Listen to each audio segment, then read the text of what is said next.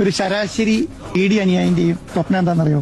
സ്വപ്നം എന്നല്ല, എന്താ പറഞ്ഞാൽ അദ്ദേഹം ഒരു വലിയ പന്തല് കെട്ടുന്നു, അതിന്റെ ഫ്രണ്ടിൽ ഈ അനുയായി ഇരിക്കുന്നു, അദ്ദേഹം നേരെ പോകുന്നു, മുഖ്യമന്ത്രിയെ സത്യപ്രതിജ്ഞ ചെയ്യുന്നു, എന്നിട്ട് എങ്ങനെയായിരുന്നു സ്വപ്നം മലയാളി? മുഖ്യമന്ത്രിയെ സത്യപ്രതിജ്ഞ ചെയ്യുന്നു, കൈവീശി കാണിക്കുന്നു.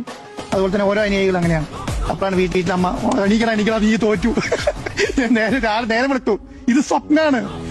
വടശ്ശേരി എന്തായാലും സ്വപ്നം കലക്കി മുതലാളി 3G.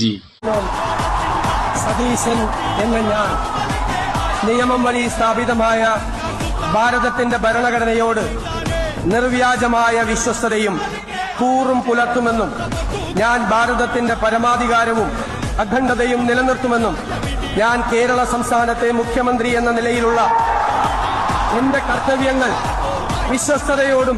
മുതലാളി ഇപ്പൊ ആരെങ്കിലും ഉണർത്തി പറഞ്ഞിട്ടുണ്ടാവൂല്ലേ, ഇത് സ്വപ്നമല്ല സത്യമായിരുന്നു, കുറച്ചുകാലം ബഹിരാകാശത്തിന്റെ പേടിക്കണ്ട.